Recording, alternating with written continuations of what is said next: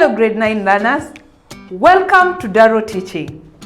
My name is Felicitas and I'll be taking you through a series of lessons, integrated science, whereby we are going to learn quite a lot.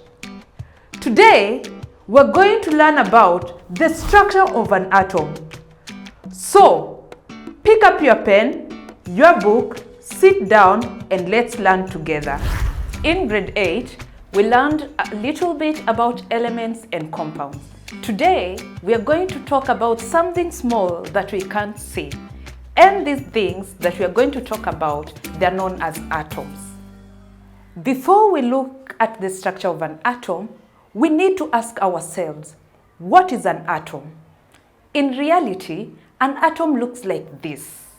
We draw an atom in a simpler way that it's easy to understand. An atom is the smallest particle of an element that takes part in a chemical reaction. Do you remember what a particle is?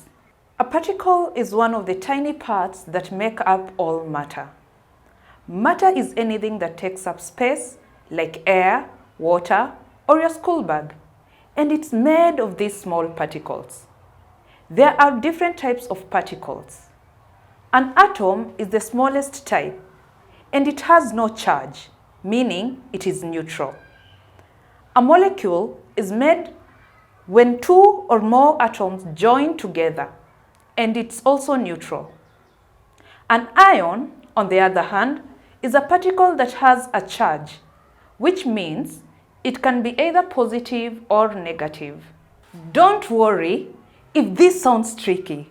We'll learn about molecules and ions a little bit later. We can say that atoms are the smallest particles of an element that takes part in a chemical reaction. Even though we cannot see atoms, scientists have studied them for a long period of time. The structure of an atom is the arrangement of the fundamental components of an atom. The atom has two main regions, namely the nucleus and the energy levels. The nucleus is in the middle of an atom. The energy levels are the rings around the nucleus. This is a simpler way of illustrating what an atom looks like and how we usually draw it. Despite the atom being a very small particle, it is made up of other very smaller particles known as the subatomic particles. The subatomic particles include the electrons, neutrons, and protons. The protons and the neutrons are found in the nucleus and are referred to as nucleons. On the other hand, the electrons are found on the energy levels. It is good to note that an atom has only one nucleus and several energy levels. The number of energy levels is determined by the number of electrons present in a given atom. We will explain more about this a little bit later. But first, let's do an activity together. Please read through this table and see if you can identify which of the particles is a proton, a neutron, or an electron, according to this previous image that I have shown you. In this channel, this is how we do the activities. Press that pause button, do the activity, then we can continue.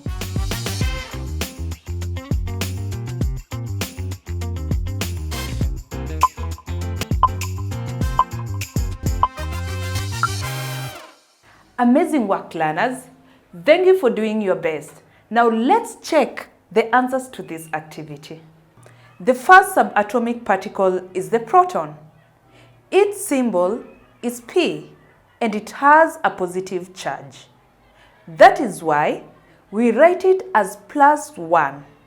The proton is found within the nucleus and it has a relative mass of 1.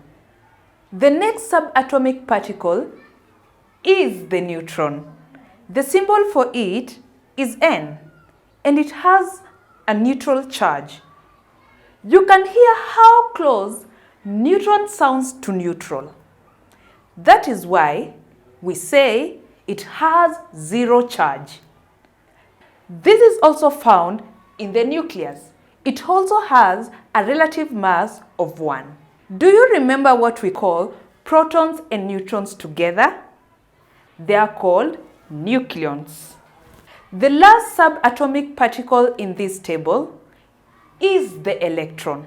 The symbol for it is E, and it has a negative charge.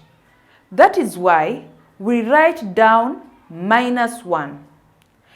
Electrons are found in the energy levels, those circles around the nucleus. It has a very small relative mass, and that's why we say it is negligible.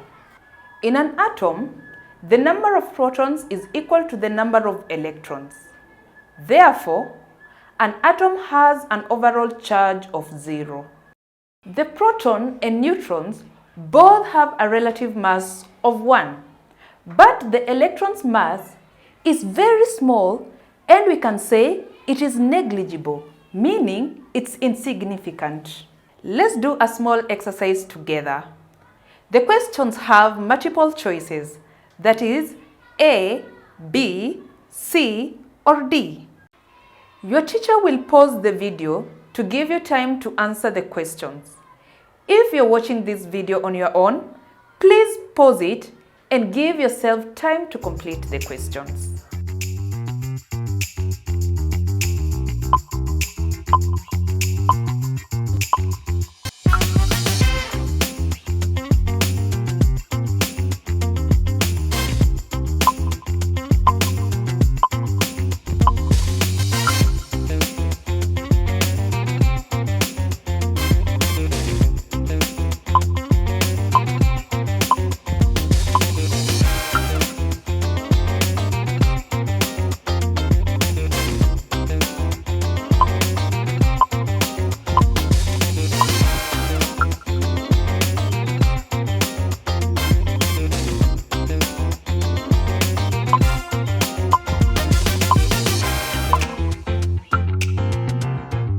Well done!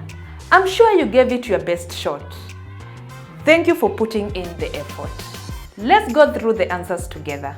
For the first question, an atom is the smallest particle of an element that can take part in a chemical reaction. For question number 2, protons and neutrons are two subatomic particles found in the nucleus of an atom. Question 3, an electron always has a negative charge. For question number 4, the mass of an electron is considered negligible because its mass is so small it's almost 0.